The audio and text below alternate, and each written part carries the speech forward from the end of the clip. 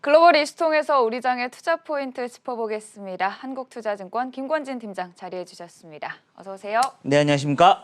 네, 팀장님 시작하기 전에 오늘 무슨 날인 줄 아시나요? 만스탁? 네, 오늘 나스닥이 사상 최고가로 또다시 만선을 돌파했습니다. 대형 기술주들의 랠리 계속 이어지고 있는데요. 첫 번째 이슈부터 짚어보도록 하시죠. 애플은 52주 신고가를 경신했습니다. 이제 기술주들의 랠리 계속해서 이어지고 있는데요. 어떻게 보시나요? 네, 그렇습니다. 앞에서 제가 잠깐 농담식으로 우리 만스탁 얘기를 했듯이 실제적으로 어떻게 보면 우리나라 코스닥 여러분들 잘 아시죠? 지금 현재 어떻게 보면 전 세계에서 가장 빠르게 어떻게 보면 상승을 했듯이 실제로 기술주 관련된 종목들이 정말 잘 움직여주고 있다라고 여러분들께 이야기를 해드릴 수 있을 것 같습니다. 실제로 다우는 좀 지지부진, 나는 좀 힘들어, 아직 힘들어 이런 식의 흐름. 근데 나스닥은 아니야, 나는 갈 거야, 가자, 네. 빨리 가자라는 이런 식의 흐름이 계속해서 나타나고 있는 모습이다라는 얘기를 해드리겠습니다. 그만큼 나스닥이 훨씬 더 강한 이유는 뭡니까? 앞으로의 성장세가 훨씬 더 기대가 되는 모습이다라는 얘기를 해드릴 수 있을 것 같고요. 실제 신고가 친 게 지금 현재 여러 가지가 지금 현재 나타나고 있다라는 거 안내를 해드리겠고요. MS, 넷플릭스 등 여기에 관련된 신기술을 가지고 가는 이런 종목들은 계속해서 갈 수밖에 없는 이런 모습이 나타나고 있다라고 생각을 하시면 될 것 같습니다. 대표적으로 우리나라에 여기에 관련된 기술들 있습니까? 결국은 IT이기 때문에 삼성전자, SK하이닉스가 가장 먼저 여러분들께 생각을 나셔야 될 것 같고요. 또 애플도 상상 최고가에 대한 이런 흐름이 나타났기 때문에 바로 이 LG 이노텍, BHE 같은 이런 관련된 종목들이 계속해서 날려갈 수 있다라는 이런 모습 여러분들께 안내를 해드릴 수 있을 것 같습니다. 네, 특히 또 애플은 인텔 칩 대신 자사 칩을 탑재한 맥 PC를 또 연말까지 공개할 예정이다 발표하면서 또다시 신고가를 경신했고 종가 기준으로 나스닥 사상 최고가 또다시 경신했다는 점 다시금 짚어드리겠습니다. 다음 이슈도 살펴보도록 하겠습니다. 국제 유가 시장 이제 WTI 40달러를 회복했어요. 이제 뱅크 오브 아메리카는 내년, 내후년에는 47달러 선까지 일단 전망을 하고 있는데요.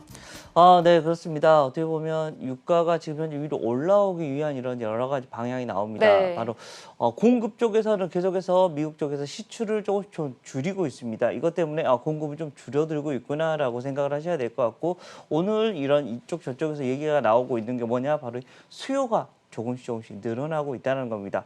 경제가 별로 아직 활성화가 안 돼 있음에도 불구하고 수요가 조금씩 올라오고 있다는 것은 경제가 조금 더 활성화가 된다면 수요가 폭발적으로 증가를 하면서 이 WTI가 위로 급등을 해줄 수 있는 모양이 나타날 수 있을 것이다 라고 생각을 하시면 될 것 같고요. 주가의 흐름도 여기하고 어떻게 보면 발맞춰서 갈 수 있는 모습이 나타날 수 있을 것 같습니다. 대표적으로 SK이노베이션이나 SOE 같은 경우가 여기에 대표적인 원유 관련주다라고 생각을 하시면 될 것 같습니다.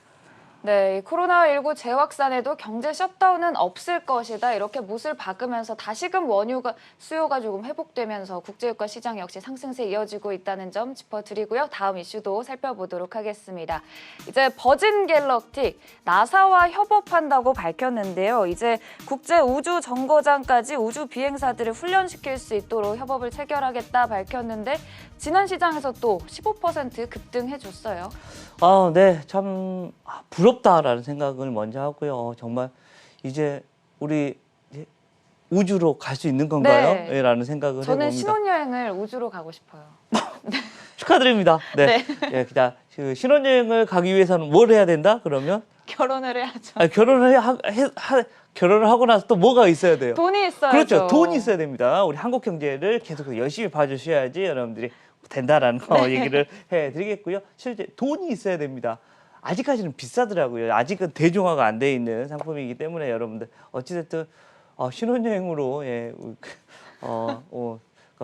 우주여행을 간다는 우리 앵커님 정말 이게 꿈이라고 생각을 합니다. 아니 꿈이 아니라고 생각합니다. 불과 이게 10년 안에 정말 우리가 지금 현재 제주도 가듯이 우주도 갈 수 있는 시대가 오지 않을까. 자기 집에 다 비행기 한 척씩은 있지 않나요? 라는 이런 말이 나타날 수 있지 않을까라는 생각을 하고요. 거기에 관련된 주식들 먼저 얘기를 해드리겠습니다. 그래서 세트랙 아이나 인텔리안 테크 같은 경우가 인공위성이나 이런 데 다 만드는 곳이라고 생각을 하시면 될 것 같고요.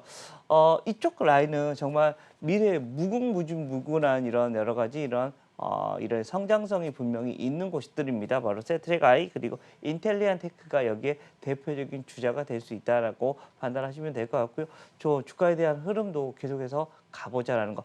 계속해서 기사화가 되고 있고 계속해서 관심이 좀 더 올라오고 있다는 이 말은 주가에도 조금씩 더욱더 많은 이런 밸류에이션이 가능해진다라는 거. 실제로 그리고 숫자로도 하나씩 더 많은 올라와 주는 게 보이기 시작할 것이다라는 얘기를 드리겠습니다. 네, 실제로 뭐 버진 갤럭틱의 1인당 우주 여행 티켓 25만 달러, 3억 원에 지금 선 예약을 받고 있다고 하는데요. 이와 함께 뭐 스페이스X부터 민간 우주 여행을 위한 절차를 조금씩 밟고 있다는 점 다시금 짚어드리겠습니다.